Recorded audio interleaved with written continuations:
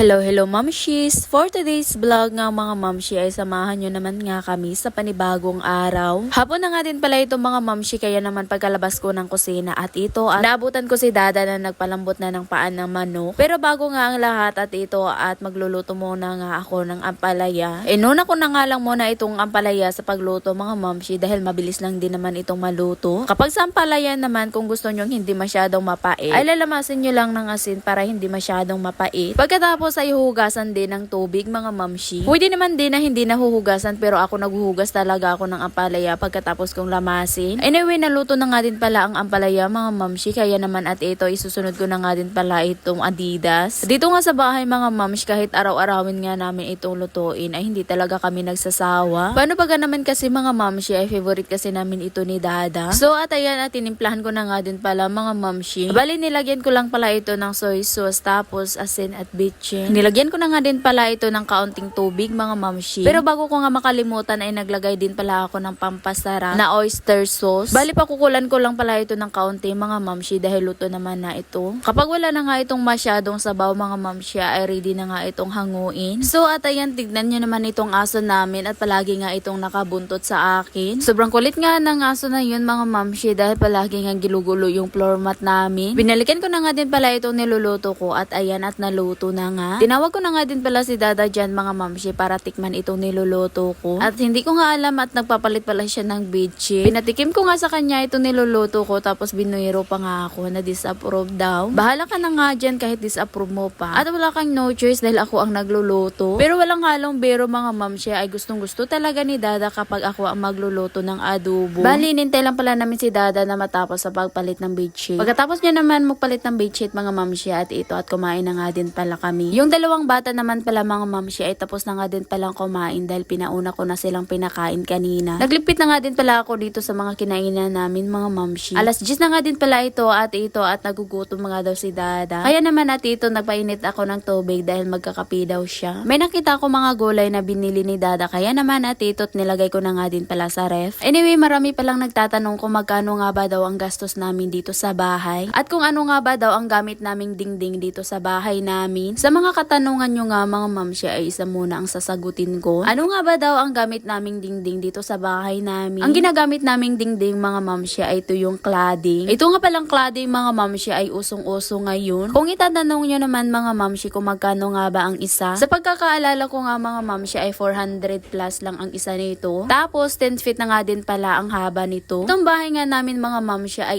18 by 18. Tapos ang nagastos naming cladding ay 21 pieces lang. Anyway, ito palang price ng cladding mga mamshi ay Mindanao rate. Ewan ko din kung magkano nga ba ang cladding dyan sa inyo mga mamshi. Kung malapit lang kayo sa hardware mga mamshi ay pwede kayo magtanong sa kanila. Dahil sa pagkakaalam ko mga mamshi mataas yung price dito sa amin kisa dyan sa city. O siya habang nagkakapi nga pala si Dada ay naglilinis na nga din pala ako dito sa sala namin. Natapos na nga din pala ako sa paglilinis kaso si Dada ay hindi pa natapos sa pagkakapi. Kaya naman at ito at sinamahan ko na nga din pala siya. O siya at hanggang dito na nga lang muna tayo. Salamat sa panonood. God bless.